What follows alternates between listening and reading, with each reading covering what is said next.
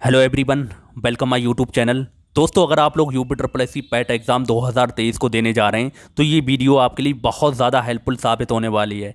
Friends, इस video में हम बात करेंगे जो आपके एग्ज़ाम में 5 क्वेश्चन इंग्लिश के आने वाले हैं। आप बिना ग्रामर के रूल के, बिना हाई फाई इंग्लिश जाने किस तरह से सही करेंगे। तो जैसा कि आप सब जानते हैं, आपसे एग्जाम में पैसेज पूछा जाता है, तो मैं आपको पैसेज की सॉल्व करने की ट्रिक बताने वाला हूं। पहले आपको ट्रिक बताऊंगा, फिर आपको 2 पैसेज सॉल्व करके दिखाऊंगा जो आपके UP triple S C PET के एग्जाम में पूछे गए थे। तो आप इस वीडियो को देख लेंगे तो आपका पैसेज बिल्कुल भी गलत नहीं होगा और आपके जो मार्क्स आने वाले हैं पैट एग्जाम में बिल्कुल पक्के हो जाएंगे। तो बिना टाइम वेस्ट की स्टार्ट करते हैं आज का वीडियो। तो सबसे पहले हम बात करते हैं जो आपके एग्ज़ाम में, पैट के एग्ज़ाम में आपसे जो पैसेज पूछा जाएगा किस तरह का होगा। तो आपको मैं बता देता हूँ थोड़ा सा इसके बारे में। तो पैसेज में भी फाइनेंशियल, सोशल, एनवायरनमेंट यानी कि स्टोरी बेस। कहने का मकसद ये है कि जो आपका पैसेज होगा फाइनेंशियल बेस हो सकता है, सोशल हो सकता है यानी सामाजिक हो सकता है, यानी कि मान सकते हैं सामाजिक हो सकता है। उसके बाद आपका इन्वायरमेंट हो सकता है जो आपके पर्यावरण से रिलेटेड हो सकता है, या कहानी पर आधारित हो सकता है। लेकिन ज़्यादातर चांसेस क्या हैं, आपके जो पैट का एग्ज़ाम इतना बड़ा एग्ज़ाम नहीं है, तो वो पूरे चांसेस हैं कि स्टोरी बेस ही आपको देखने को मिले। क्योंकि आप एसएससी या बैंक का एग्ज़ाम देंगे तो उसमें आपको फाइनेंशियल या सोशल या इन्वायरमेंटल बेस मिलते हैं। लेकिन अगर इससे टॉपिक से आता है तो ज़्यादा हार्ड नहीं होगा। तो ये चीज़ भी आप अपने दिमाग में रखेंगे। बात करते हैं पैसेज की लंबाई की, तो पैसेज आपको ज़्यादा बड़ा देखने को नहीं मिलेगा। मान सकते हैं 10 से 12 लाइन आपको देखने को मिलने वाली हैं, क्योंकि एसएससी और जो बैंक का एग्ज़ाम होता है तो उसमें काफ़ी बड़े पैसेज पूछे जाते हैं। तो ये आपको अपने दिमाग में रख लेना है। चलिए नेक्स्ट हम बात करते हैं, क्वेश्चन की बात करते हैं। दोस्तों, ये पैसेज आपके पास दिया होता है तो उसमें 3 क्वेश्चन आपसे पूछे जाते हैं। लेकिन आपके जो इंग्लिश के आते हैं 5 क्वेश्चन, 2 क्वेश्चन आपसे वर्ड मीनिंग के पूछे जाते हैं, जिसमें आपसे सिनोनियम या एंटोनियम आपसे पूछ सकते हैं। तो ये चीज़ आपको क्लियर हो चुकी होगी। चलिए नेक्स्ट हम बात करते हैं टाइप्स ऑफ क्वेश्चन आस्क्ड। किस तरह के क्वेश्चन आपसे पैसेज से पूछे जाते हैं। तो सबसे पहली चीज़ है डायरेक्ट क्वेश्चन। अब डायरेक्ट क्वेश्चन क्या होते हैं, जैसे मान लो आपने पैसेज पढ़ा, पैसेज में लिखा है Ramu is farmer. Ramu is farmer, ये क्या है आपका, मान लो पैसेज के अंदर दे रखा है और रामू के बारे में सारी बातें दी गई हैं। अब क्या होगा, डायरेक्ट क्वेश्चन क्या होगा जो आपको दे रखा होगा, हुज रामू, हुज रामू। अब इस तरह का ये क्वेश्चन क्या कहलाएगा, हमारा डायरेक्ट क्वेश्चन कहलाएगा। इसका मतलब है हुज रामू, यानी रामू कौन है। तो आप डायरेक्ट बता सकते हैं रामू क्या है, रामू फार्मर है। तो ये आपका किस तरह का क्वेश्चन कहलाएगा, ये आपका कहलाएगा डायरेक्ट बेस्ड क्वेश्चन, यानी कि आपसे डायरेक्टली रामू के बारे में इसमें पूछा गया है। तो इस तरह का क्वेश्चन बिल्कुल ईजी पड़ता है, इसमें कोई भी दिक्कत किसी भी स्टूडेंट को नहीं आएगी। क्या तरीका है आगे मैं बात भी करूँगा। नेक्स्ट है स्टेटमेंट बेस्ड क्वेश्चन। ये किस तरह क्वेश्चन होता है, तो इसमें जो ऑप्शन दिया होता है तो इसमें आपसे पूछ लेते हैं कि कौन सा स्टेटमेंट पैसेज से रिलेटेड है। तो इसमें आपको करना क्या होगा उसके बारे में मैं बात करूंगा, किस तरह से आपको ये सॉल्व करना होगा।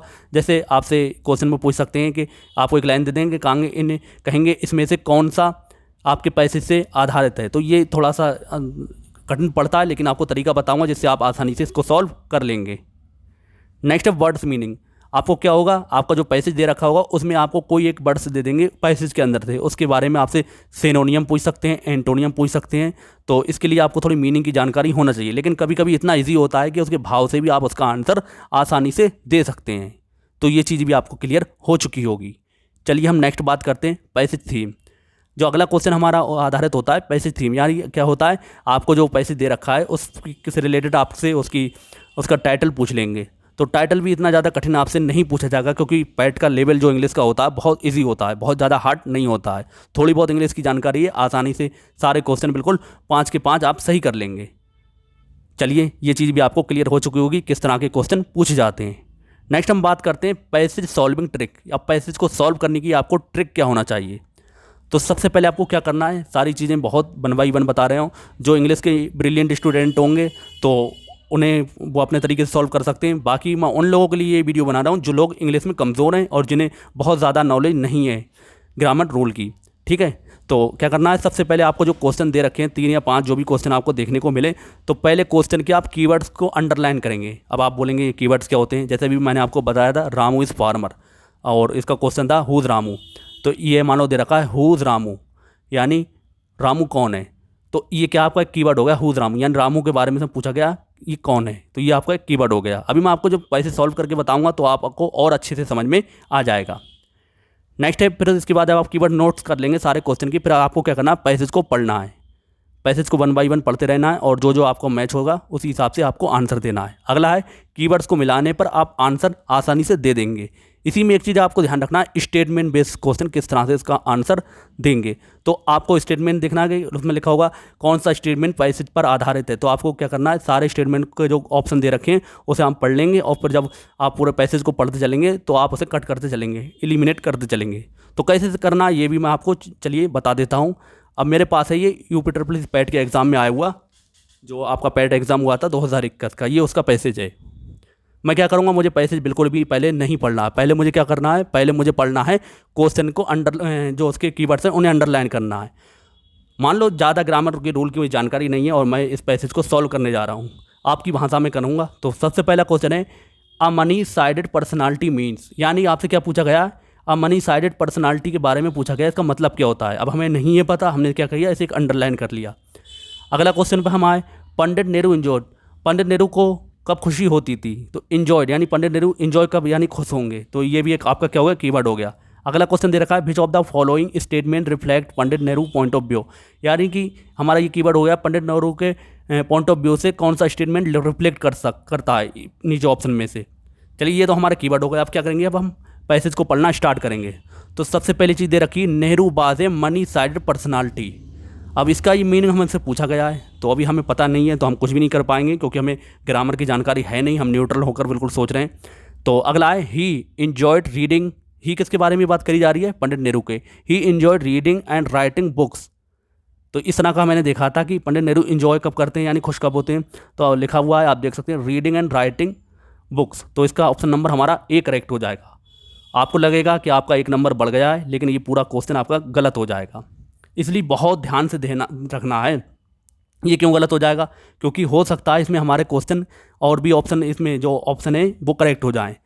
तो चलिए ये चीज़ तो मेरी सही होगी, रीडिंग और राइटिंग बुक्स। क्या आगे पैसेज में कुछ और दे रखा है, तो आप देखेंगे as much as he enjoyed fighting political and social evils, तो आगे दे रखा है क्या मेरा ऑप्शन इस तरह का मिल रहा है, तो हाँ देख सकते हैं आप बिल्कुल मिल रहा है fighting political and social evils, तो ये भी हमारा बिल्कुल करेक्ट हो जाएगा। तो इस चीज़ को आपको ध्यान देना है, ऐसा नहीं कि जल्दबाजी में आपको पहला ऑप्शन मिल गया, आपने नीचे देखा ही नहीं क्या क्या दे रखा है। बहुत सारे स्टूडेंट इस तरह का ये क्वेश्चन गलत करके आए थे।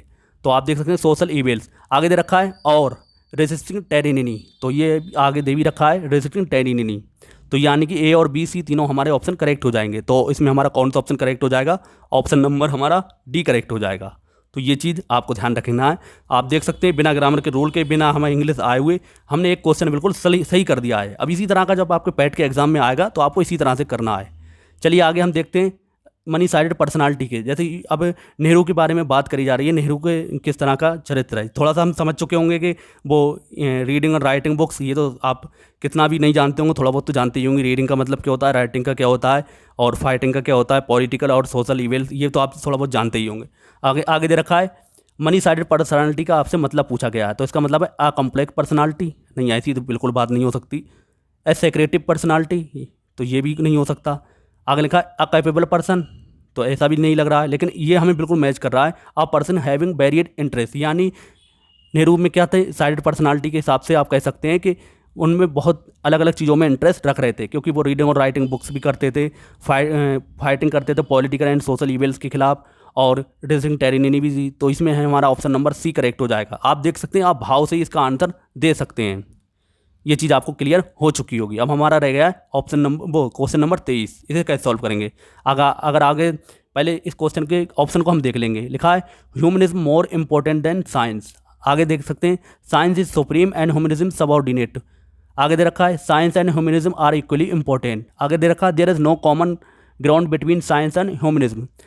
इन ऑप्शन को देख के आपके दिमाग में एक चीज़ जरूर आती होगी कि ह्यूमनिज्म और किसके बारे में, साइंस के बारे में बात हो रही है। अब इस तरह की बात अगर हमें कहीं भी पैसेज में दिखती है तो हम आसानी से इसे टिक कर देंगे। आगे दे रखा है in him the scientist and humanism were held in perfect balance, यानी कि परफेक्ट बैलेंस है, यानी कि बराबर है।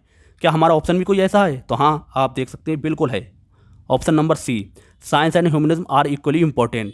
तो आपका ये ऑप्शन नंबर बिल्कुल सी करेक्ट हो जाएगा। आपको बिना किसी रूल के, बिना किसी जानकारी के आपने इसका तीनों ही आंसर बिल्कुल करेक्ट कर दिए हैं। मुझे उम्मीद है यहाँ तक आपकी बिल्कुल समझ में आ चुका होगा। चलिए एक पैसेज और हम देख लेते हैं। अगला पैसेज आप देख सकते हैं दे रखा है हमें पैसेज नहीं पढ़ना, पहले आपको क्या करना है, इसके जो क्वेश्चन है उसके कीवर्ड्स नोट करना है। तो लिखा the author sat peering into the darkness. Sat peering के मतलब मैं आपको बता देता हूँ, हो सकता है आपको पता ना हो, और मैं मान के भी चल रहा हूँ जो इस तरह की वीडियो है, जो लोग कुछ नहीं आ रहा है, जिन्हें कोई रूल की जानकारी नहीं है, वो पढ़ रहे हैं, वो पढ़ लें। तो सेट पीरिंग का मतलब घुटनों के बल, इन टू द डार्कनेस। अब लिखा sat peering into the darkness because. अब ऑथर के बारे में यानी लेखक के बारे में दे रखा है कि वो घुटनों के बल अंधेरे में बैठ गया, क्योंकि क्यों बैठ गया, अभी हमारे ऑप्शन दे रखे हैं, अभी हम बाद में देखेंगे। लिखा है अगला क्वेश्चन देखते हैं, अगला क्वेश्चन के keyword the outer jump out of the bed because, वो बेड से कूदा, इस तरह का कोई है। आगे दे रखा which one of the following did the author do first, यानी ऑथर ने फर्स्ट पहले क्या किया था। चलिए अब हमने कीवर्ड नोट्स कर लिए, अब हम पढ़ेंगे क्या, पैसेज। लिखा है I climbed into the bed rolled myself in my blanket. अब आप देख सकते हैं फर्स्ट लिखा है extinguishing in the light dead but steadily near the door. क्या इस तरह का कोई ऑप्शन है फर्स्ट के में, आप देख सकते हैं ये 43वां क्वेश्चन है। तो क्लोजिंग द डोर, ये तो बात नहीं नहीं है। Climbing into the bed, ये हो सकता है। Rolling himself into the blanket, ये भी हो सकता है, लेकिन इसमें नन ऑफ दीज लिखा है, जो हमारा करेक्ट हो जाएगा। क्यों हो जाएगा, क्योंकि इसमें लिखा है उसने सबसे पहले क्या किया था, जो उसके पास दरवाजे के पास जो लाइट जल रही थी उसे बंद किया था। तो इसमें हमारा ऑप्शन नंबर डी पूरी तरीके से करेक्ट हो जाएगा। लिखा है आगे हम पढ़ते हैं, ये हमारा एक क्वेश्चन करेक्ट हो गया है। हम पढ़ेंगे I lay still trying to get sleep but my fear made that impossible and soon I sat up bed peering into the darkness obsessively glancing in the round window in the side of the ship which seemed like a plate suspended into the darkness. तो इसमें हम देखेंगे जो लिखा है sat peering into the darkness, तो इसी के हिसाब से आप देख सकते हैं जो लिखा है I sat up in the peering into the darkness, इसी के आगे हमें पढ़ते जाना। लिखा है he had put the light, इस तरह का कोई भी बात नहीं दे रखी है, क्योंकि आप मैच कर सकते हैं यहाँ से। लिखा है he wished to see window की देखने की उसकी इच्छा थी, ऐसी भी कोई बात नहीं है। ही वाज अफ्रेड, वो डर चुका था, तो ऐसी भी कोई बात नहीं है। लेकिन ये आप देखेंगे तो इसे पूरी तरीके से आप मिल जाएगा। The window had look like a plate, इसे मैं आपको दिखा भी देता हूँ कहाँ पर लिखा है, तो आप इसको देखेंगे, यहाँ देखेंगे आपको दिख जाएगा I like face suspended the darkness, और लिखा हुआ है यहाँ से आप देखेंगे glancingly in the round window side of the ship which seemed like a plate. तो ये हमारा बिल्कुल ऑप्शन नंबर सी करेक्ट हो जाएगा। तो ये चीज़ आपको क्लियर हो चुकी होगी। लिखा है the आउथर jumped into out the bed because, तो वो बेड से कूदा, क्यों कूदा, अब आप इसमें आगे पढ़ेंगे। For an hour I have like, ये लेखक के बारे में बात हो रही है और ये क्वेश्चन कोई और पूछ रहा है। तो for an hour I must have like this and then I was suddenly roused by a draught cold air I jump out of the bed, यानी कि जंप के बारे में ही बात करी जा रही है, मैं बेड पे से क्यों कूदा। अब मैं ऑप्शन देखूंगा, ही हर्ड, पहले थोड़ा सा मिटा दूँ, थोड़ा सा दिख नहीं रहा है। लिखा है ही हर्ड फैंट साउंड, ऐसी कोई बात नहीं थी। He saw someone coming towards him, इस तरह की कोई भी बात नहीं दिख रही है। He was pushed by someone, किसी ने उसे धकेला, ऐसी कोई बात नहीं दिख रही। लेकिन a cold breeze blew past his face, तो इसको आप देख सकते हैं। लिखा है I was suddenly roused by a draught cold air, तो इसी तरह का ये हमारा हो जाएगा, क्योंकि इसमें कोल्ड एयर के बारे में, कोल्ड ब्रीज के बारे में बात करी जा रही है। एयर और कोल्ड ब्रीज एक ही चीज़ होती है। तो ये ट्रिक अपना के आप इस तरह से सॉल्व इसको कर पाएंगे। मुझे उम्मीद है आपको ग्रामर के रूल की जानकारी नहीं होगी, तो फिर भी आप इस तरह के क्वेश्चन को कर पाएंगे। तो ये इसका पार्ट नंबर 1 है। अगर आप कहेंगे तो 2-4 पैसेज मैं आपको और करा दूंगा, क्योंकि फ्रेंड्स अभी आपके पास मान सकते हैं आज आपकी 20 से 22 दिन आपके पास एग्ज़ाम के हैं, और 20 से 22 दिन में अगर मान सकते हैं 5 से 10 मिनट आप इंग्लिश पे देंगे तो आपके ये 5 मार्क कहीं नहीं जाएंगे। आप डेली 2 या 3 पैसेज सॉल्व करेंगे इसी ट्रिक को यूज़ करके, तो आपका बहुत क्लियर इसमें हाथ हो जाएगा और आपका कोई भी क्वेश्चन गलत नहीं होगा। वीडियो अच्छा लगा, बुरा लगा, समझ में आया, नहीं आया, कमेंट करके ज़रूर बता दें। आगे के पार्ट्स चाहिए तो मैं 2-4 पैसेज आपको इसी ट्रिक से और सॉल्व करा के दिखा दूंगा। तो दोस्तों वीडियो को लाइक कर दें और चैनल को सब्सक्राइब ज़रूर कर दें। मिलते हैं अगली वीडियो में, तब तक के लिए जय हिंद, जय भारत।